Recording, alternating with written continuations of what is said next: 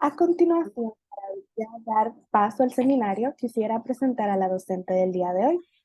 La expositora que impartirá la presente sesión es Ana María Solís, psicóloga clínica y supervisora acreditada por la CONAPC, magíster en psicología clínica, psicoanalista, miembro de la NELCF Santiago y AMP, académica y supervisora clínica de la Pontificia Universidad Católica de Chile, docente del Diplomado en Psicoanálisis y Salud Mental, Intervenciones Clínicas. Sin nada más que agregar, les damos paso a Ana María para que inicie la exposición del día de hoy. Muchas gracias, Carla. Bueno, tal vez agregar, digamos, que soy la directora del Diplomado de Salud Mental e Intervenciones Psicoanalíticas acá en ADIPA, ¿sí? Yo agradezco el orden de Carla, pero a mí me gustan las cosas más desordenadas, así que si alguien tiene en algún momento alguna pregunta, por favor, háganla. Yo sé que es mucha gente, pero siempre privilegiar el diálogo me parece algo muy interesante. Bien, a ver, los conceptos que les quiero plantear son solamente cuatro, ¿no? Que son los conceptos que de alguna manera valora, digamos, Lacan, releyendo a Freud, digamos, ¿no? Que es el concepto de pulsión, el de repetición, el de inconsciente y el de transferencia, ¿no? Ha sido interesante como esta plataforma para poder como transmitir el psicoanálisis, porque me parece interesante como, no sé si han visto como las cosas que aparecen en Facebook de esto, o en Instagram, ¿no? Que en realidad como que dicen, ¿por qué pasar el psicoanálisis si no está basado en la evidencia? ¿Por qué pasar el psicoanálisis si es tan antiguo, digamos, ¿no? Como que no se renovara el psicoanálisis, ¿no? Eh, y me parece que pensar en conceptos fundamentales no necesariamente tiene que ver con que esos conceptos queden como estancados, digamos, en la época victoriana, sino que más bien son conceptos actuales que nos permiten leer una clínica actual, ¿no? Desde Freud vamos a entender la pulsión como un concepto límite entre lo psíquico y lo somático. Para ser freudianos, digamos, vamos a decir que es un concepto que viene del cuerpo y alcanza el alma, pero sobre todo habría que pensar el valor ético que tiene la pulsión, ¿sí? Como concepto clínico eh, me parece central para pensar justamente que la pulsión, digamos, es una exigencia. Entonces, por lo tanto, es distinto al instinto que tiene un momento, digamos, ¿no? de intensidad y que a propósito de la clausura de esa necesidad hay algo que se apaga, ¿no? En cambio, la pulsión es algo que está constantemente exigiendo la satisfacción, ¿sí? Y eso nos permite pensar, digamos, de que hay algo que nos mueve, digamos, ¿sí? Y que por la compulsión a la repetición a veces nos mueve a lo peor, ¿no? Piensen que Freud planteaba la pulsión de vida y la pulsión de muerte, ¿no? Si uno pudiera como de alguna manera pensarlos, como para traducirlos, digamos, la pulsión de muerte es aquello que nos lleva a lo inorgánico, ¿no? Y la pulsión de vida es justamente lo que nos permite hacer un lazo con el otro, ¿no? Entonces, uno podría pensar en la actualidad de la pulsión, justamente en una época donde hay un empuje a la felicidad, ¿no? Si podemos pensar la época victoriana de Freud, digamos, del lado de la restricción de las pulsiones, ¿no? Del lado de la prohibición, ¿sí? En función, digamos, como de la sociedad, hoy en día podemos pensar que la pulsión se satisface de una manera particular, digamos, ¿no? Como podemos hablar, por ejemplo, de la clínica del exceso hoy en día, ¿sí? Las toxicomanías, las anorexias, digamos, ¿no? Eh, los fenómenos de violencia, la soledad de la época, ¿no? Nos permite entender cómo algo que habita en nosotros, digamos, nos puede llevar a lo peor, ¿sí? Somos los únicos animales capaces de comer hasta morir, ¿no? O dejar de comer hasta morir, ¿sí?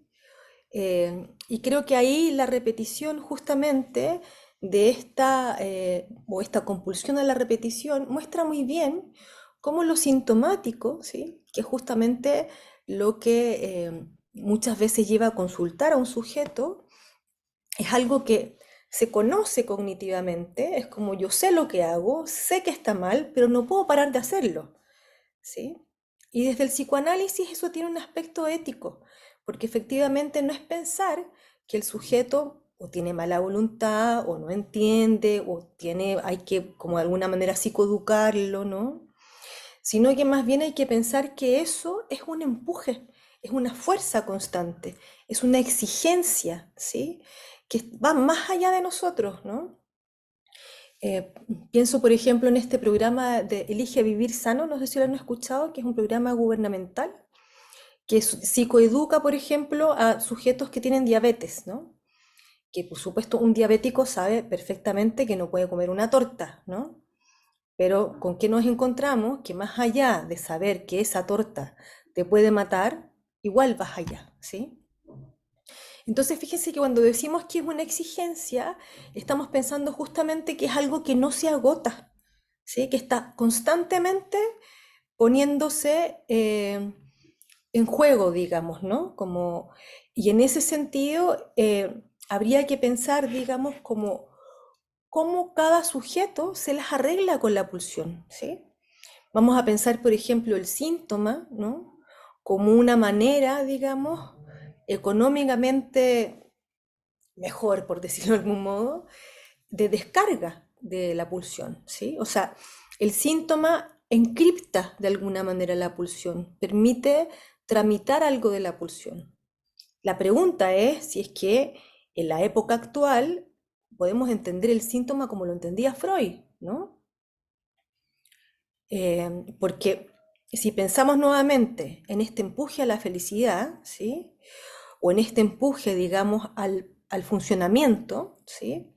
Que está dentro de nosotros, digamos, ¿no? O sea, hoy día estamos a las 8 de la noche escuchando una clase de psicoanálisis, digamos, porque queremos saber más, porque hay un empuje, digamos, a ser más exitosos, ¿no? Eh, a ser más veganos, a reciclar más, a hacer más auroras, ¿no? Como que empieza una exigencia, digamos, ¿sí? Que antes pensábamos que venía desde afuera, desde la figura del jefe, por ejemplo, ¿no? Y hoy día podemos experimentarla como una exigencia propia, ¿no? Que es particular porque nosotros habíamos pensado, por ejemplo, con el capitalismo, ¿no? Que nosotros éramos los consumidores de alguna manera, ¿no? Y lo que nos enseña, digamos, como esta nueva época, es justamente que nosotros mismos somos los objetos de consumo, ¿no? Entonces, ¿cómo pensar la pulsión en la actualidad, ¿no? ¿Cómo pensar la clínica de la pulsión en la actualidad o la clínica del exceso en la actualidad, ¿no? Me parece importante hacerse esas preguntas porque Lacan decía, por ejemplo, que renuncie a quien no está dispuesto a estar a la altura de su época, ¿no? Eh, Digo esto también a propósito de esto que yo les señalaba de estar escuchando como estas vacas sagradas, digamos, que nunca salen de ahí y que tienen estos conceptos antiguos, ¿no? Mi invitación es que pensemos los conceptos justamente del lado, digamos, de la actualidad, ¿no?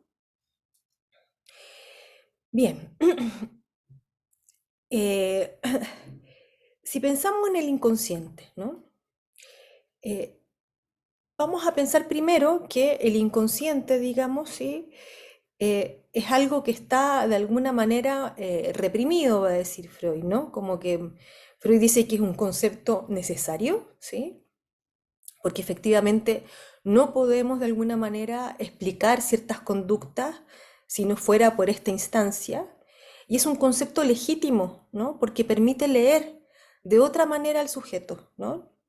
Piensen que Freud hace un cambio epistemológico que es bastante interesante, digamos, ¿no? En la época donde prevalece como la creencia, digamos, o el anhelo de que el sujeto puede ser dueño de sí mismo, emancipado, digamos, del Estado y de la religión. El gran escándalo freudiano lo que dice es justamente que el yo no es dueño de su propia casa, digamos, ¿no? Y que de alguna manera eh, el síntoma se va a meter como un tumor, digamos, ¿no? Dentro del aparato psíquico y entonces de alguna manera el yo va a tener que apropiárselo identificándose con el síntoma, ¿no? Lacan después va a decir que el inconsciente está estructurado como un lenguaje y que tiene de alguna manera las mismas reglas del lenguaje. Entonces va a tomar, por ejemplo, la condensación que tenía Freud para pensar justamente la interpretación de los sueños, ¿no?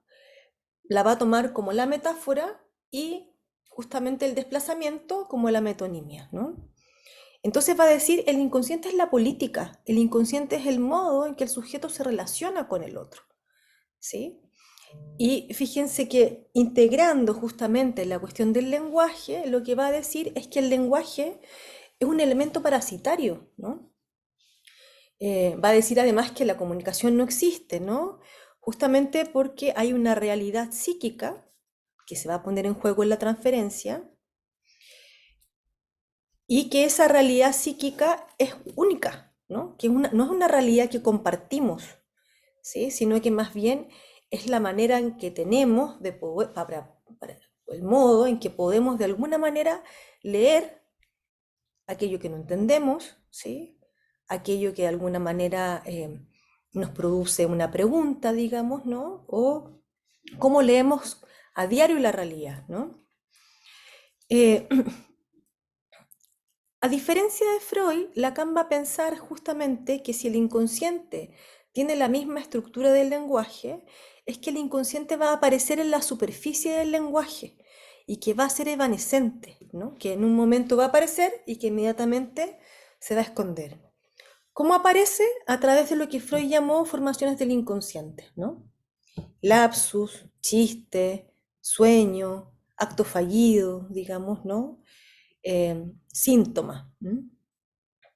Es ahí donde uno puede evidenciar, digamos, en la sorpresa, ¿sí? Que implica encontrarse con algo que está fuera de la cadena significante, fuera de lo que yo quería decir, que de repente me sorprende y me interpreta, ¿no?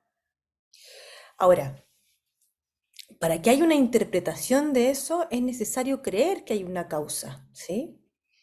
Y yo me pregunto hoy en día, y me pregunto con ustedes, digamos, si es que efectivamente nos encontramos con que todos los sujetos creen que hay una causa respecto de lo que les pasa o no, ¿sí? Estoy pensando justamente en pensar con ustedes, digamos, cómo influye la época, cómo influye la ciencia, por ejemplo, en nuestras vidas cotidianas, cómo influye la inteligencia artificial, por ejemplo, ¿no? ¿Cómo podemos pensar qué efectos tiene, digamos, ¿no? La época actual, ¿no? Eh, Esta es una época de más respuestas que preguntas, diría yo, ¿no? O sea, queremos una respuesta inmediata, queremos una respuesta eficaz, digamos, ¿no? Pero no sé si hay tanta pregunta, ¿no? Como, como el ejercicio de sostener una pregunta es algo difícil porque implica una cierta eh, incertidumbre, digamos, ¿no? Y no sé si la incertidumbre es algo que soportamos también en esta época, ¿no? En ese sentido, inconsciente y transferencia, digamos, van a tener como una relación bastante cercana, ¿no? Vamos a entender justamente la transferencia como el lugar donde se pone en juego algo del inconsciente, ¿no? O sea, Freud pensaba justamente que la transferencia eh, es un fenómeno social, ¿sí? Pero él lo pone justamente al servicio del psicoanálisis, ¿no? Porque él va a decir justamente que gracias a la transferencia es que eh, puede haber un trabajo psicoanalítico, justamente porque la transferencia va a ser motor y obstáculo a la vez, ¿no? ¿En qué sentido? En que es motor cuando hay una suposición de saber respecto de lo que me pasa, no respecto de eh, el analista o mi persona, digamos, ¿no? Y va a ser un obstáculo cuando aparezca en su vertiente amorosa o en su vertiente hostil, ¿no? Porque ahí importa mucho más lo que piensa el analista que efectivamente lo que a mí me pasa, ¿no? Ahora, es importante la transferencia porque efectivamente cuando hacemos un diagnóstico estructural, por ejemplo, y decimos, bueno, este paciente es psicótico, es neurótico, es perverso, es siempre un diagnóstico que se hace en transferencia, nunca fuera de la transferencia, ¿sí? O sea, no podemos, digamos, como no incluirnos en eso, ¿sí? Em, no podemos así como estar afuera de eso porque es algo que implica la posición del analista también y el deseo del analista también, ¿no? Em, el paciente, ¿sí? O el analizante, porque recuerden que aquí, em, a diferencia, digamos, de otras teorías, lo que va a hacer Lacan y Freud también es poner al analista en el banquillo de los acusados, ¿no? En el sentido, digamos, que lo importante no es la nosografía patológica de un sujeto, sino que más bien es la posición del analista. Y que la posición del analista es posible, digamos, justamente por el trípode freudiano de la formación. ¿Qué quiere decir esto? Digamos, justamente que podamos analizarnos, digamos, ¿no? Que podamos controlar o supervisar nuestros casos y que podamos investigar constantemente, digamos, em, cómo los casos desafían la teoría, ¿sí? Por eso hago tanto énfasis, digamos, en poder pensar estos conceptos a la luz de la época actual. Em, entonces va a decir que tenemos una responsabilidad grande, ¿sí? Y que en el ámbito, por ejemplo, de la ética, pagamos con nuestro ser, ¿sí? Que en el ámbito de eh, la estrategia, que es la transferencia, pagamos con nuestra persona, porque sabemos perfectamente que aquello que nos dirige el paciente no tiene que ver con nosotros, tiene que ver con la función que ocupamos para ese paciente.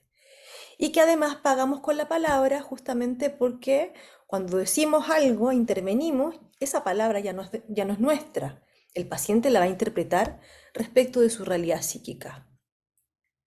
Realidad psíquica y síntoma, ¿sí? Que son dos cosas que están de alguna manera muy eh, como imbrincadas, por decirlo de algún modo, ¿no? Va a implicar justamente que la pulsión debe tramitarse de alguna manera, ¿no? Porque recuerden que la pulsión no es una coloración afectiva, sino que tiene un carácter económico, ¿no? Tiene un carácter económico, dinámico y tópico, por supuesto, sí, pero aquí hay que pensar como esa exigencia, ¿sí? ¿Cómo la tramitamos? ¿No? Recuerden que Freud decía que frente al estímulo externo, nosotros tenemos como cómo arreglárnoslas, ¿no? Tenemos los terminales álgidos, tenemos el pelo, las pestañas, digamos, las mucosas, ¿no? Pero que frente al estímulo interno, que tiene que ver con la pulsión, va a decir el niño va a estar en estado de desamparo, ¿no? Y que va a pensar justamente que ahí es donde se genera esta especie de, porque lo va a llamar así, lo va a llamar instante traumático, donde hay un aumento de la tensión, ¿sí? Y que es necesario de alguna manera hacer algo con eso, y está la primera división, digamos, que divide inconsciente y consciente, ¿sí? Lacan, en cambio, va a decir que sí hay una barrera antiestímulos para la pulsión, ¿sí? Y eso lo va a entender como el lenguaje, ¿no? O sea, recuerdan que Freud decía que cada, cada representación tenía asociada una investidura, ¿no? Para Lacan, finalmente, una manera de tramitar la pulsión es justamente el lenguaje, es la capacidad que nosotros tenemos de decir lo que nos pasa, ¿sí?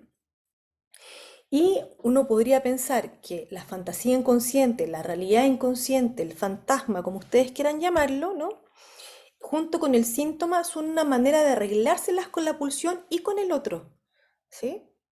Cuando digo con el otro, estoy diciendo con ese otro, digamos, ¿sí? Que es enigmático para nosotros, que es ese otro que es la referencia, ¿no? O sea, ustedes, yo siempre doy este ejemplo, puede ser muy reiterativo, ¿no? Pero cuando los dejan con los dos vistos en WhatsApp, ¿sí? empieza a andar la maquinita del fantasma, ¿no? Taca, taca, taca, taca, taca, taca. No me quiso contestar porque tal vez dije algo, no me quiso contestar porque en realidad no le gusté, no me quiso contestar porque a lo mejor algo le pasó. O sea, la interpretación que le demos a eso va a ser absolutamente singular, ¿sí? Y va a tener que ver justamente con cómo yo me las arreglé con la pulsión y con el otro, ¿no? Entonces, vamos a pensar que la realidad psíquica, ¿sí? Que se pone en juego en la transferencia, tiene que ver justamente con eso, ¿sí? Con, em, con cómo yo interpreto la realidad, ¿sí? Pero para eso hay que ser dócil, ¿sí? Es necesario ser dócil para que eso pueda aparecer, porque si empezamos a dirigir eh, la sesión, por ejemplo, ¿no? O si empezamos a dirigir al paciente, o si decimos, bueno, esto es patológico, digamos, ¿no? Lo que va a empezar a ocurrir es que no vamos a dejar aparecer la realidad psíquica del paciente, ¿sí? Entonces va a ser importante la docilidad, digamos, en la posición del analista para que algo de eso aparezca, ¿no? Eh, doy un ejemplo muy cortito, ¿no? Una paciente que dice que es como una especie de radio, que habla mucho, ¿no? Eh, resulta que al finalizar una sesión, está hablando de cómo le decían una radio, le decían vitrola, no sé qué. Le digo así como que particular que alguien que hable tanto diga poco, ¿no? Porque eso es lo que le pasa, es como que ella le da el lugar al otro, habla del otro, pero no habla casi nada de ella. A la siguiente sesión se tiende en el diván, ¿sí? Está, se calla un rato hasta que yo toso, a ver si ella puede retomar el hilo de lo que está diciendo. Y entonces me dice, me fui muy frustrada de la sesión anterior, ¿sí? Llevo no sé cuántos años aquí y yo creo que sí he dicho ciertas cosas. Y entonces me sentí em, no reconocida, ¿sí? Eh, como si yo lo que dijera no importara, ¿no? O sea, uno podría ponerse a disculparse ahí, digamos, no, no fue lo que quise decir, en realidad quise decir otra cosa, ¿no? O más bien dejar que eso se despliegue, es como fantasía psíquica, ¿no? Entonces ella empieza, y muy interesante porque ella dice, como no me siento reconocida, ¿no? Como me siento con mi jefa a veces, no sé qué, porque yo en realidad siento que sí he hecho cosas aquí, me cuestioné el análisis, me dice, ¿no? Porque dije, tal vez lo estoy haciendo mal, entonces debería buscar otro tipo de tratamiento. Y ella me dice, no es que esté enojada, ¿sí? No sé qué escuchan ahí, digamos, ¿no? Es como, es una negación. Y yo le digo, ah, ¿cómo, cómo? No es que estoy enojada. No, no estoy enojada, me dice, ¿no? Aunque venía muy preocupada de cómo decirte esto, ¿sí? Entonces, yo le digo que cuál es la relación que ella tiene con el enojo, ¿no? Entonces me habla de la jefa con la que no se siente reconocida, digamos, ¿sí? Y que en realidad su reacción frente al enojo es callarse, ¿no? Entonces, fíjense que es interesante cómo se despliega, digamos, la fantasía inconsciente en este espacio de análisis, ¿no? Eh, y que de alguna manera, eh, en esa negación, ¿sí? Que es cortita, ¿no? Como no es que esté enojada, ¿sí? Es que algo dice, ¿sí? Pero para que algo diga es que hay que suponerlo, ¿no? O sea, nuestra labor, ¿sí? Como clínicos es suponer que hay una causa y que esa causa, ese saber respecto de esa causa, lo tiene el paciente, no lo tenemos nosotros, ¿sí? Si no le suponemos un saber al paciente, lo que vamos a tener es justamente a alguien que se va a someter a nuestro saber, porque hay que entender que la transferencia también implica una posición de poder. O sea, es alguien sufriente que viene a consultar con otra persona que supuestamente sabe, ¿sí? Respecto de lo que le pasa. Si nosotros ocupamos ese lugar, vamos a ocupar ese lugar de poder, ¿no? Ahora, no hay que olvidar, ¿sí?, que la psicología puede ser un dispositivo de control social. Eso no se puede olvidar, ¿no? Hoy día supervisaba una alumna en práctica que, si está aquí, que me diga para que me ayude a transmitir el caso de un sujeto que es acusado por la ex señora de haber sido violento con su hija, porque la toma, digamos, de cierta manera para sacarla del sillón y al parecer la hija le queda moretones, no sé qué. O sea, puede ser violento o no puede ser violento. Entonces, lo mandan del juzgado, digamos, a una terapia de control de impulsos, ¿sí? O sea, imagínense la dificultad de ese sujeto de poder hablar. O sea, en Chile es uno de los pocos países donde alguien es condenado a la psicoterapia, ¿sí? Imagínense, por ejemplo, qué pasaría transferencialmente a alguien que es condenado, digamos, condenado a una terapia sobre habilidades parentales que el psicólogo que está enfrente tiene 23 años, ¿no? O sea, ¿de qué estamos hablando, no? Como me parece importante hacerse esas preguntas, digamos, ¿no? Porque efectivamente lo que le pasaba a esta chica con este sujeto es que él, cada vez que quería entrar en un tema, le decía, es que yo no quiero problemas, ¿no? Entonces, la chica me decía cómo hacerlo, ¿sí? Para que él de alguna manera no sienta que estaban bajo el banquillo los acusados. Y yo le digo como no representar al juzgado finalmente, ¿no? Sino que más bien es como marcar que esta relación que esta situación es muy extraña, digamos, y qué se puede sacar de esta situación, ¿no? En ese sentido, me parece que la transferencia en el modo, digamos, de la suposición del saber, ¿no?, implica dos cosas, ¿no? Es que el paciente va a suponer que nosotros sabemos algo respecto de lo que le pasa, ¿sí? Y que nosotros vamos a jugar que algo sabemos, pero nunca se lo vamos a decir porque así va a descubrir su propio saber, ¿sí? Pero lo más importante es suponerle un saber al sujeto, ¿sí? Si no le suponemos un saber al sujeto, nosotros tenemos el saber. ¿Y cuál es el saber que tenemos? El saber del DSM-4, el saber de la teoría psicoanalítica, el saber de la teoría sistémica, el de lo cognitivo-conductual, de donde sea de donde nos paremos, digamos, ¿sí? Por eso, cuando hablamos del análisis personal y de la supervisión, es justamente entender cuáles son nuestros puntos ciegos para poder escuchar a un paciente, ¿sí? ¿Desde dónde lo escuchamos? ¿No? Porque también hay una cierta como ilusión, digamos, ¿no?, en algunas orientaciones, en algunas psicologías basadas en la evidencia, por ejemplo, ¿no?, de que hay una neutralidad, de que nosotros efectivamente podemos diagnosticar neutralmente, por ejemplo, ¿sí? Porque el manual lo dice, ¿no? Pero eso es una gran mentira, digamos, ¿no? Me parece que también pensar que no somos sujetos y que no estamos atravesados por el lenguaje y que no tenemos prejuicios y que efectivamente la teoría puede funcionar como un prejuicio, digamos, ¿no?, o como una exigencia o como un ideal, no tenemos que ser incautos respecto de eso, ¿no? O sea, como me parece que es súper importante pensar ahí cuál es la incidencia de una intervención, por ejemplo, ¿no? Eh,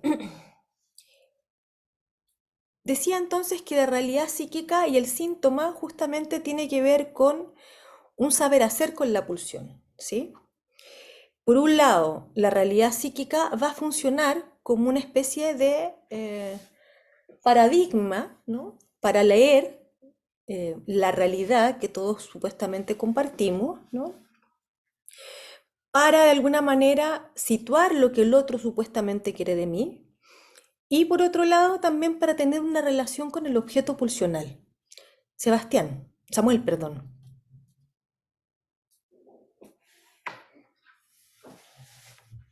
Un No te, momentito. tienes que desilenciarlo, Sí, ¿no? Ahí Ya. está. así. Ah, Mira, lo que pasa es que no me quiero quedar con esta duda, porque yo trabajo en el sistema público y me quedo dando vuelta a esto cuando dices como dirigir es de alguna manera impedir que aparezca la realidad psíquica del paciente. Pero ¿qué pasa en estas situaciones? Por ejemplo, cuando de alguna manera, tienen que ser de alguna manera directivas las intervenciones. Tenemos que lograr cierto avance. ¿Cómo es el O sea, avance? ¿Qué sería avanzar? bueno, lograr que de alguna manera el paciente, no sé, vaya dándose cuenta, vaya sintiendo que hay avance sesión tras sesión, o por lo menos en un número determinado. En mi caso, por ejemplo, tengo que repartir en 12 sesiones, quizás máximo. Yo, si se entera mi jefe que estoy teniendo 12 sesiones con mis pacientes, No me está pueden tu echar. jefe aquí. Pero a lo que voy es eso, o sea, en estas, incluso tomando este tema que dices tú como de ser condenado a psicoterapia, eh, hay un límite también, o sea, uno no puede estar años o un periodo extenso, te empiezan a pedir. Entonces, ¿qué pasa cuando nos enfrentamos a esto? Como, eh, ¿cuál es el límite? ¿Dónde podemos mediar entre esto que nos tienen por un lado obligados a tener que dirigir en algún aspecto, no dejar que aparezcan otras cosas que, claro, seguramente uno como desde el psicoanálisis no hay nada que sea tan aleatorio, todo tiene alguna relevancia, pero eso, como me queda dando vuelta. Sí, te agradezco mucho la pregunta, Samuel, porque mira, yo he trabajado harto en instituciones haciendo como programas, ¿sí? De 6 sesiones, 12 sesiones, incluso trabajé un tiempo considerable con la gente del metro, con los conductores y con Ujú. los supervisores, donde habían 2 sesiones, una sesión, digamos, de ingreso, eh, un reposo de una semana, mediado, digamos, por una atención con una psiquiatra y una sesión de cierre, digamos, ¿no? El punto es cómo ubicamos el malestar del sujeto, ¿sí? Y cómo nos orientamos por ese malestar. Aquí nos metemos con otros conceptos, que es, por ejemplo, el concepto de demanda, digamos, ¿no? O sea, el paciente demanda algo, ¿sí? Algo que efectivamente siempre es una demanda equívoca, ¿no? Porque el problema es que cuando nosotros escuchamos literalmente al paciente, si por ejemplo alguien viene y dice, me quiero separar de mi marido, y nos subimos al caballo así como para ayudarla a separarse, resulta que después no era lo que quería, digamos, ¿no? Porque somos contradictorios. Entonces, yo creo que es súper buena la pregunta porque el tema de las sesiones acotadas, ¿sí? Por un lado, implica que uno ubique un malestar, pero que ese malestar, perdón, sea ubicado por el sujeto y que todo el trabajo, ¿sí? Sea en torno a ese malestar, ¿sí? O sea, por ejemplo, cuando yo recibo pacientes o cuando recibí pacientes en instituciones, la pregunta siempre es, ¿qué lo trae a consultar? ¿Y cuál fue el gatillante de que lo trae a consultar? ¿Sí? ¿Y cuál es la relación que tiene con el otro? ¿Con quién lo habló, digamos, ¿no? A veces los médicos nos derivan pacientes y uno dice así como, ¿esta demanda de quién es? ¿Es del médico, es del paciente? Pero eso hay que preguntarle al paciente, digamos, ¿no? ¿Y usted qué cree que le pasa? No, yo creo que me pasa esto. Y eso, por ejemplo, en 12 sesiones, lo que puede hacer es apurar un momento de comprender, ¿sí? Decirle, nos quedan 3 sesiones. ¿Qué vamos a hacer en estas 3 sesiones? El punto es dónde ponemos de alguna manera el énfasis, a quién ponemos a trabajar, ¿sí? O sea, pueden ser entrevistas preliminares, Eduardo, si aquí más bien como que los años, ¿sí? El dispositivo, digamos, el encuadre, da lo mismo. Es el deseo del analista el que está puesto en juego.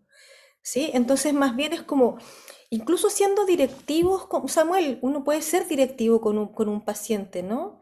Es como, hoy día contaba un caso de un chico que tiene un pasaje al acto, digamos, cuando una polola le pregunta por una infidelidad, ¿no? Le pregunta, y él consume todo lo que hay encima de la mesa y está 3 días en coma. Llega así a mi consulta y resulta que tiene otro encuentro sexual con una otra chica del cual ni siquiera se acuerda, digamos, ¿no? Y me dice, yo le voy a ir a contar a mi polola. Y es como, ¿pero para qué le va a ir a contar? Como, ¿qué está esperando con ir a contarle, ¿no? ¿Le va a hacer bien a ella? ¿Le va a hacer bien a la relación, digamos, ¿no? Que es distinto que ser directivo, ¿sí? Es que es más bien ofrecer un marco, digamos, que tenga que ver justamente con una política de las consecuencias. Usted va a hacer esto. ¿Y qué consecuencias va a tener? ¿Usted quiere esas consecuencias? No, ya, entonces pensemos en otra cosa, ¿no? O sea, que no nos quedemos con la caricatura, digamos, que el analista está como así. mm, ¿Sí?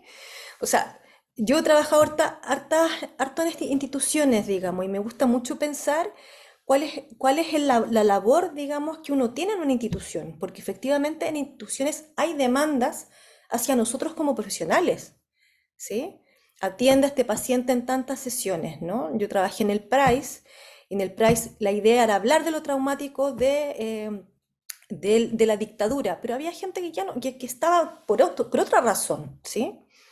Entonces la pregunta aquí es, por ejemplo, dentro de una institución hay un protocolo, ¿no? El protocolo, por ejemplo, dice, estoy inventando, que para que un toxicómano entre, tiene que estar en abstinencia. Pero resulta que el tóxico tiene una función, ¿sí? Escuchaba el caso de una señora, digamos, que había perdido un hijo y que la única manera de soportar el dolor y no pensar en el hijo y no pensar en matarse con él era alcoholizarse. ¿Sí? Entonces, en ese caso en particular, pensando que el alcohol tiene una función, ¿es necesario sacarle el alcohol antes de que entre? O sea, creo que la posición política en una institución es justamente eso. Es como ir a preguntar, ¿el protocolo para este caso en particular sirve o no sirve? ¿Sí? O podemos como de alguna manera moldearlo, ¿no? Yo escribí en un libro que se llama Intervenciones psicoanalíticas en salud mental, un artículo que se llama Un protocolo con puntos suspensivos, ¿sí? Que tiene que ver justamente con generar un protocolo. Nosotros generamos una canasta, por ejemplo. No sé si se acuerdan del incendio de San Miguel. Me estoy yendo para otro lado, pero bueno, estoy tratando de seguir tu pregunta, ¿no? Eh, eh, el incendio de San Miguel implicó de alguna manera que yo fui a Gendarmería a tener una reunión con ellos y me dijeron necesitamos que atienda a 200 personas, como 200 personas, como, no, porque están todos traumatizados. Entonces, como, bueno, pero pensemos qué es el trauma para ustedes, qué están entendiendo por eso, digamos, conversar fundamentalmente, porque también uno puede pensar que una institución es un caso clínico, ¿sí? Tiene un ideal, tiene un síntoma que se repite y otra vez, digamos, ¿no? Tiene una fantasmática, ¿sí? Entonces aquí voy al tiro contigo, Sergio, ¿ya? Y aquí entonces era como pensar, bueno, tenemos 12 sesiones para tales pacientes. Entonces, a todos les vamos a hacer una primera sesión de evaluación. ¿Sí? Después de esa sesión de evaluación, el paciente puede ubicar algún malestar. Porque, ojo, a veces el paciente no tiene ningún malestar. No hay una demanda, ¿sí? Entonces ya, entonces lo que hacemos es que esas 12 sesiones que quedaron libres, digamos, pasan a una persona que las necesite más, ¿no? ¿Sí? Entonces, como que ese protocolo, que yo lo llamé con puntos suspensivos, digamos, permite de alguna manera alojar, ¿sí? Entonces, ¿cómo aflojar un poquito? Y aquí es importante el trabajo interdisciplinario, digamos, ¿no? Con los colegas, que no es decirles, no, es que yo sí puedo escuchar al sujeto porque no sé qué, no, no es tirarle el psicoanálisis encima, es más bien justamente poder escuchar, ¿sí? Lo que piensan los otros y decir de alguna manera, poner al centro el caso clínico, que ese es el punto, ¿sí? El punto no es la teoría, el punto es cómo escuchamos un caso y qué valor le damos a la palabra de un paciente, por ejemplo, ¿sí? ¿Es más importante el diagnóstico o es más importante lo que el paciente tiene para decir? Yo creo que ese es el punto, ¿sí? Sergio, ¿estabas por ahí? ¿Dónde estás? Se me perdió la manito de Sergio. Sí. No sé si te respondo, Samuel. Ya. Eh, ¿Hola, me escuchas? sí, te escuchamos, Sergio. Buenas noches. Buenas noches. Mira, sabes que yo trabajo en institución en una corporación, derechamente, en trabajo de rehabilitación de drogodependencia. Y hay una de las cosas que tú dijiste que me hace mucho sentido, que también utilizo harto con los usuarios, que cuál es el beneficio del uso de la droga, Mm. qué es lo que genera en ellos. ¿Y cuál fue? Y bueno, posteriormente indagamos cuál fue el gatillante principal, porque ellos ya llevan una trayectoria igual más o menos larga de intervención, de tratamiento. Entonces, lo que hacemos nosotros es enfocarnos el beneficio, en este caso, el beneficio de la droga Y también, ¿cuáles son los gatillantes? Nos centramos más bien en el problema en vez de buscar así como una historia de vida como en lo general, sino que siempre enfocado un poco en los gatillantes de. Entonces Mm. era como, más o menos lo estaba comparando con lo que estaba hablando tú recién. Sí, te lo agradezco. Mira, aquí uno piensa como cómo ficcionar de alguna manera, ¿sí? Una función de la droga. ¿Cuál es la función que tiene? Y cuando digo droga, ojo que digo cualquier cosa, digamos, ¿no? Uno puede ser adicto a cualquier cosa, al agua puede ser adicto, a una relación, por ejemplo, ¿no? Que está tan de moda las relaciones tóxicas, ¿no? Como, ¿qué es lo tóxico de la relación? Lacan va a decir que lo tóxico es la pulsión siempre, ¿no? O sea, el problema no lo tiene el objeto, el problema lo tiene, digamos, el sujeto y su relación con el objeto. Eh, Te recomiendo muchísimo, muchísimo. Hay un psicoanalista que se llama Massimo Recalcati. No, perdón, se llama Domenico Cosenza. Te lo voy a poner aquí. Domenico Cosenza, que está haciendo en Yoica, ¿sí? Está haciendo unas clases de clínica del exceso. Es buenísimo para entender la cuestión de la toxicomanía, ¿no? Él trabaja anorexia, eh, bulimia, toxicomanía, digamos, y permite entender cómo eh, hay ciertas manifestaciones clínicas que se presentan prescindiendo del otro, prescindiendo de la palabra, por ejemplo, ¿no? Que más bien es como la clínica del acto, la clínica del exceso, ¿sí? Que en realidad lo que uno tiene que hacer no es interpretar, no es descifrar, es todo lo contrario, es ir a cifrar algo de ese exceso, digamos, ¿no? De efectivamente decir como, ¿para qué va para allá? ¿No? ¿Qué va a estar buscando ahí, digamos, ¿no? O qué pasaría si usted hiciera tal cosa ahora, ¿no? Yo recuerdo una paciente que se golpeaba con su mujer, pero así de una manera brutal, digamos, brutal. No había nada que no fuera ella. O sea, si uno lo pensara del lado de la toxicomanía, su tóxico era ella, ¿sí? Y entonces estaba todo el día pegada a las redes sociales, no sé qué, y no había nada más que existiera que no fuera ella, su pareja. Vivía en torno a ella, no trabajaba, digamos, no estaba ahí todo el rato.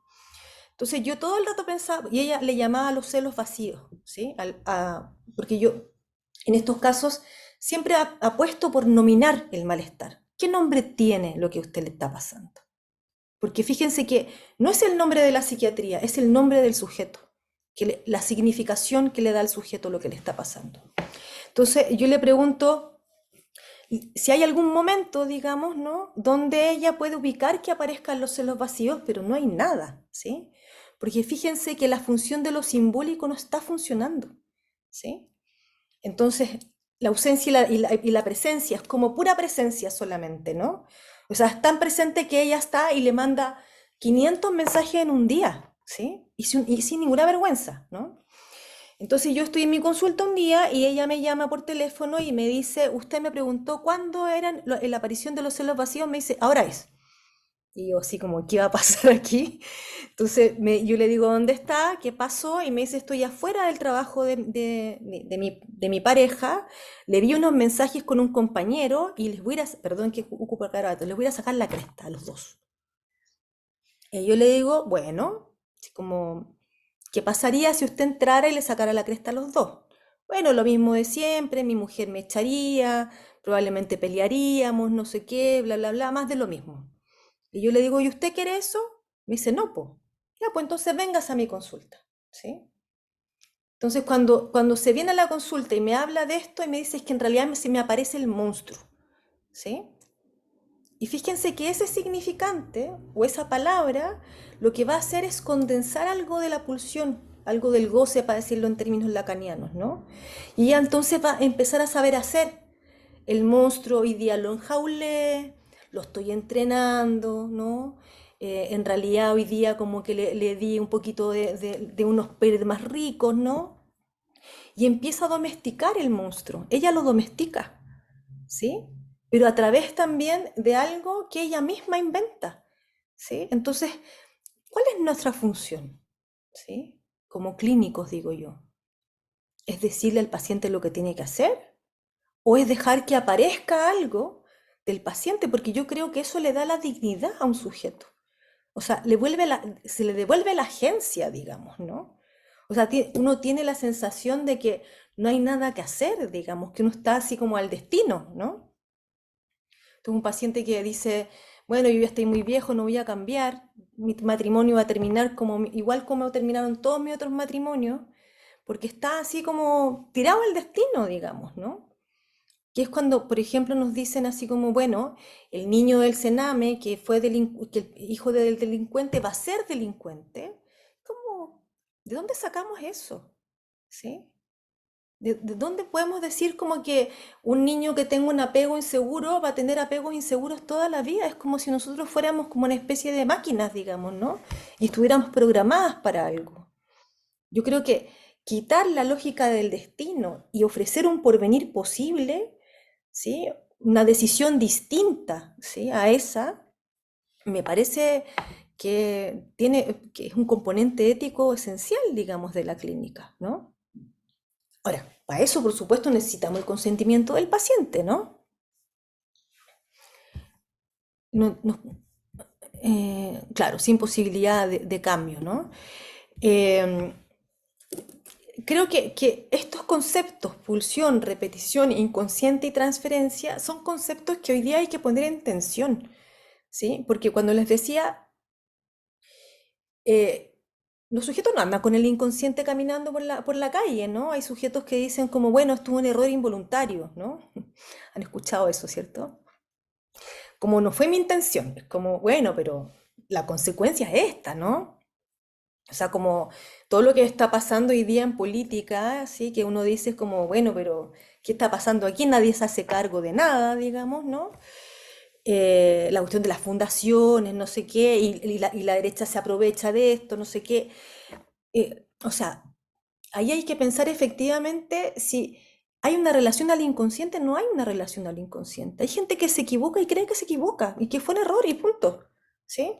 O hay gente que cree que lo que le pasa tiene que ver con el manual. Hay gente que llega a consultar diciendo yo tengo una depresión y uno le pregunta ¿y quién se le diagnosticó? No, me metí a Google y yo mismo caché que tengo eh, todos los síntomas, digamos, ¿no? Entonces, el inconsciente es una suposición que tenemos que producir en un sujeto. Ah, pero usted, ¿de dónde cree que le apareció esto, no? No, es que mi mamá siempre fue deprimida y no sé qué, mi abuela también siempre fue deprimida. Ah, pero ¿cómo era la depresión de su mamá? ¿No? ¿Qué decía ella? ¿Sí? O sea, uno lanza algo para que el paciente se historice, ¿sí? Pero que se historice no significa que te cuente los hechos, sino que más bien significa que pueda dar cuenta de cuál es su relación con los hechos, ¿sí? Ah, es que mi mamá me pegaba, ¿no? Hoy día he supervisado un caso donde la mujer siempre lo que le pasaba era quedarse mirando, ¿sí? Una escena, ¿no? Eh, Como va a quedar la embarrada, decía ella, ¿no? Porque además era alguien que provocaba al otro para que quedara la embarrada. Entonces en el momento que se anticipaba la trifulca, como le dice ella, ¿no? Es que ella se queda mirando y no puede decir nada. Y de hecho, la primera consulta es porque llega a urgencias, ¿no? Entonces, recabando la información, como la primera escena es una escena de la hermana donde está con un serrucho tratando de cortarse las venas. Y ella queda como pasmada en esa escena, ¿no? Entonces, fíjense que cuando uno le pregunta al paciente, por ejemplo, ¿esto le ha pasado en alguna otra ocasión? ¿Sí? El paciente puede rememorar, ¿sí? Decir, ah, esto es mío. No es que uno quiera ir como a la infancia, digamos, como Freud. No, es que el paciente pueda recuperar algo de eso. Voy a cerrar con esto porque me he extendido demasiado. Una paciente que llega a consultar en el 2010 después del terremoto, ¿no? Ella dice, no puedo dejar de escuchar el ruido del terremoto. ¿Sí? ¿Ustedes sintieron ruido en el terremoto? Yo no sentí ningún ruido, yo estaba en una fiesta, estaba en un matrimonio, ¿no? Entonces, ella me dice, es un ruido, y yo le pregunto así como, ¿qué tipo de ruido es, digamos, ¿no? Y entonces como hace el ruido, y yo le digo como, si ese ruido lo había escuchado antes, ¿no? Y ella lo que trae es un recuerdo de cuando era chica, que se acostaba en el pasto, ¿sí? Y sentía como el papá pasaba ¿cómo se llama? La máquina de cortar el pasto, ¿no?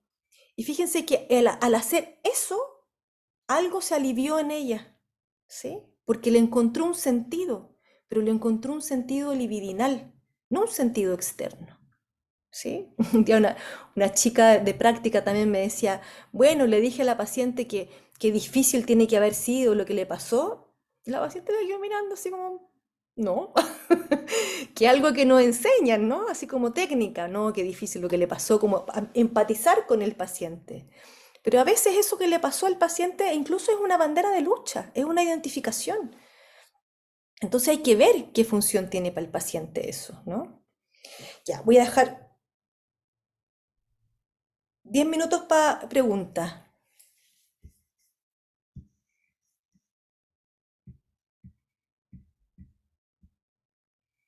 Ya, pero mira qué lindo lo que dice la Carla, dice, de una picadora de hielo, ¿sí?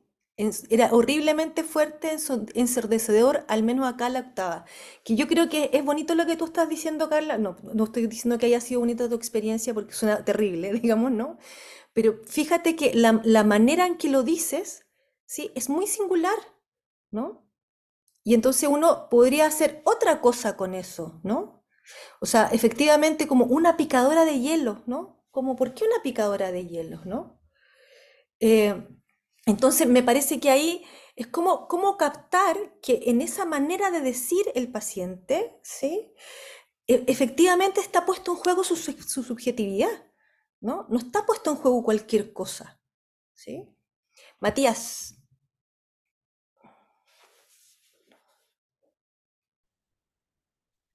Sí, hola, ¿me escucha bien? ¿sí? Primero agradecer la presentación, estuvo muy buena. Y lo otro que quería preguntar es que el psicoanálisis, bueno, se centra como harto en el malestar del paciente, como que de ahí como la intervención principal, pero quería hacer la consulta, como siempre es recomendable trabajar con todos los pacientes desde ese punto de vista, o hay pacientes que en verdad como hablar del malestar quizás no es como muy atingente, como que me queda un poco la duda ahí. Es que depende, porque por ejemplo, trabajar con el malestar no significa hablar todo el rato de eso, ¿sí? Porque a veces pensamos, por ejemplo, que hablar siempre hace bien, pero no siempre hace bien hablar, ¿no? Entonces, por ejemplo, en el caso como de alguien que ha sufrido un trauma, ¿no? Es más bien como, ¿para qué vamos a hablar de eso? Si es que quiere hablar de eso, ya hablemos, digamos, pero si le hace mal hablar, mejor que no, ¿sí? O por ejemplo con los adolescentes, ¿no?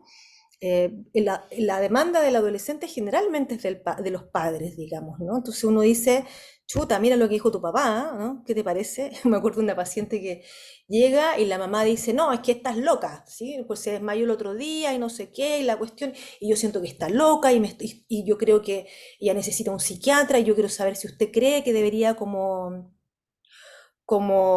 hospitalizarse o no, no sé qué, bla, bla, bla. La mamá, le pido a la mamá que salga y le digo así a la paciente, la miro, le digo, loca. Me dice, sí, estoy súper loca, me dice. Y se mata de la risa, yo hago puras locuras, no sé qué.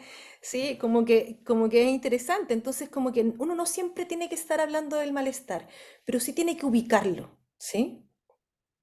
Así como, ¿por qué viene usted? ¿No? O sea, piensen que la clínica es pura precisión, ¿sí? Es como, ya, pero ¿qué de eso, no? El otro día recibí un paciente y es, por ejemplo, como me dice, bueno, yo vengo porque en realidad soy un poco agresivo. Un paciente que mide como 2 metros. Cuando me dijo eso, yo dije, chuta, no lo voy a hacer enojar. Entonces me dice, soy un poco agresivo, ¿no? Y yo le digo, pero agresivo ¿cómo? No, me enojo. ¿Y qué hace cuando se enoja? Nada, ¿sí? Entonces me dice, yo vengo porque quiero encontrar mi identidad y saber cómo poner límites. Y yo le digo como encontrar su identidad, ¿sí? Me dice, sí, lo que pasa es que fumé tanta marihuana y lo que hice fue borrarme la mente, ¿sí? Y cuando me borré la mente, entendí que también perdí mi identidad. ¿Qué escuchan ahí? ¿Qué se escucha? Ok, yo le digo ya la identidad y como, ¿desde qué edad te empezaste a borrar la mente? Le digo, porque yo no le voy a decir no te pudiste borrar la mente, no, uno tiene que seguir, ¿sí? Ser dócil, ¿sí? Entonces después me dice como, bueno, sí, en realidad lo que pasa es que me la borré desde los em, 14 años para atrás, ¿no? Ok. Eh, y eh, después me dice, bueno, y tengo porque él tiene una cosa muy bizarra que se ríe cada vez que habla, digamos, de los traumas, por ejemplo. Yo he tenido muchos traumas, y se ríe, ¿no? Entonces me doy cuenta que él no me mira, ¿no? Entonces me dice, bueno, y además me pasa otra cosa, me dice, ¿sí? Yo le digo, ¿qué cosa te pasa? Me dice así como, lo que pasa es que yo tengo una habilidad, me dice, que cuando veo a las personas, sé lo que son por su cinética y yo sé todo lo que son, ¿sí? O sea, hay un delirio, ¿no? Entonces como que yo lo que hago justamente es no permitir que me mire, ¿no? Me muevo por la sala, me siento como al lado de él, o como así como en diagonal, digamos, ¿no? Porque además él encuentra una falta de respeto mirar a la gente y saber quiénes son sin haberles preguntado, ¿no? Entonces fíjense que uno llega, dice, ah, este paciente es agresivo, ¿no? Y uno termina diciendo así como, ah, aquí hay un delirio, ¿no? Pero para eso hay que poder escuchar, porque si uno empieza a dirigir la entrevista a, no sé, a un diagnóstico, por ejemplo, ¿no? Dirigir la entrevista a una cierta teoría, lo que uno va a hacer es encontrar lo que anda buscando, ¿sí? Y se va a perder justamente de toda la posibilidad, digamos, que implica el poder dejar que el sujeto hable. Camila. De silencio. Ya. Ana María, tengo como una duda no sé si, sí, en cuanto a técnica, como cuál es la diferencia entre clínica entre un psicoanálisis y una psicoterapia de orientación psicoanalítica.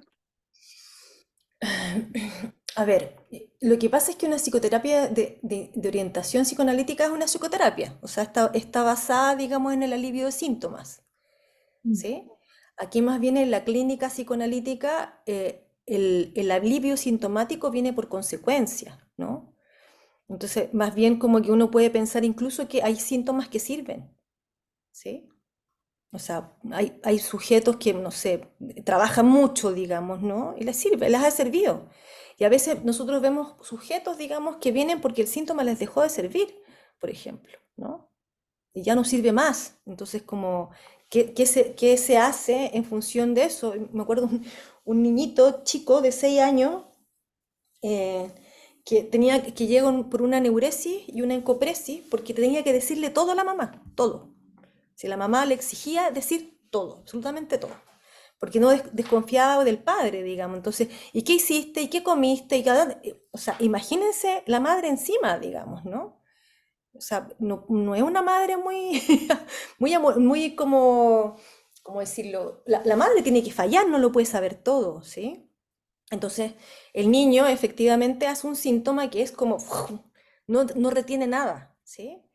Y después de varios meses de trabajo, en algún momento les puedo contar el caso, es precioso el caso, porque aparte el chico es así increíble, muy, muy inteligente, ¿no? Y entonces como el síntoma que él hace una tos, ¿sí? Ella llega después de vacaciones y me dice, oye, ¿sabes que he estado súper bien? No soy más pipí ni caca, pero tiene como un tic, me dice, ¿sí? Ah, como un tic, como una pequeña tos. Entonces, claro, efectivamente la madre le pregunta, oye, ¿cómo te fue con tu papá? Bien. ¿Y qué hicieron? Y se va. ¿Sí? Y entonces así le pone un límite, digamos, justamente a esta voracidad de la madre de querer saberlo todo. Entonces hay que pensar que un síntoma es una solución, ¿sí? Entonces me parece que eso es muy interesante también de entender, ¿no? Entonces una psicoterapia de orientación psicoanalítica está al servicio de reducir sintomatología. Y la clínica psicoanalítica busca producir la singularidad máxima, que es otro tipo de producción, ¿sí? Eso no significa que un sujeto así ultra angustiado no le diga así como, a ver, momento, no sé qué. o el psiquiatra, incluso a mí me tocaba como acompañar a hospitalizar pacientes, digamos, ¿no? Como hay pacientes que efectivamente están muy mal, ¿sí? Y que hay que poder como bajarle un poquito la angustia, ¿no? Como para que se pongan a hablar, digamos, ¿no? En ese sentido no hay ninguna máxima. Si hay una máxima, eso se vuelve en un ideal y cuando si estamos en la lógica del ideal, estamos fritos, digamos, ¿no? Otra pregunta, ya la última. ¿Cuándo uno estaría habilitado o para llevar a un paciente al diván? O como que, no sé, que uno podría captar como para decir ya, el paciente puede pasar al diván. O sea, primero que nada, la autorización de eso pasa por el propio análisis, digamos, ¿sí? Si uno no pone el cuerpo en el diván, digamos, ¿cómo va a saber cómo va a pasar un paciente al diván, ¿sí?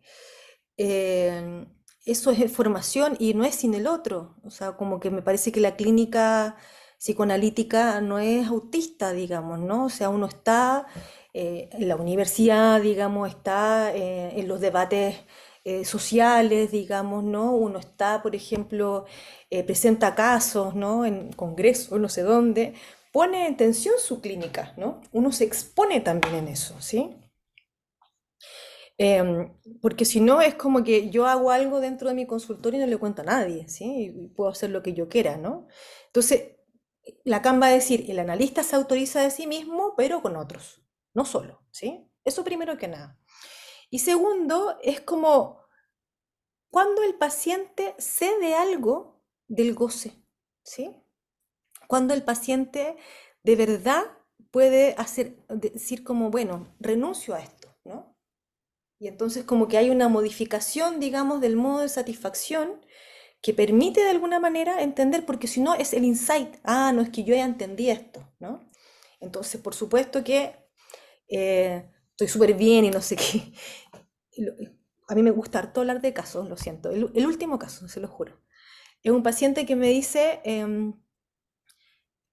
que es insoportable, digamos, ¿no? Está muy identificado consigo mismo, ¿sí?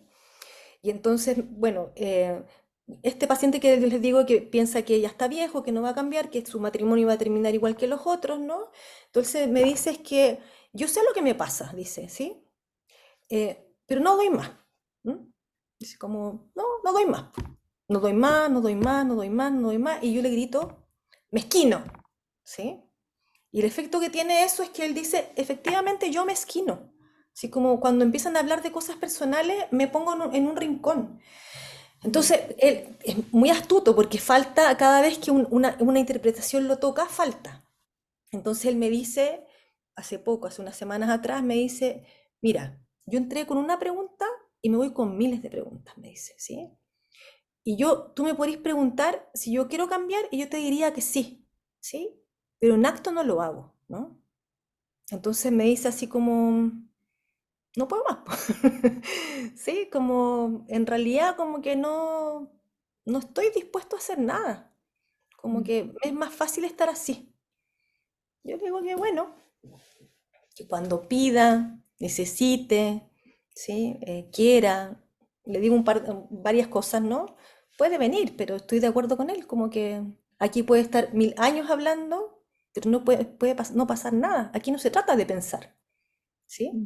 Por eso yo creo que ahí es interesante tu pregunta, porque creo que también es una diferencia, ¿sí? Porque el psicoanálisis eh, incluye al cuerpo en su dimensión de goce, en su dimensión de satisfacción, ¿sí? Entonces como que eso hace una diferencia porque radical, digamos, porque uno podría pensar que este sujeto sí, pues entiende, él dice, mezquino, digamos, ¿no?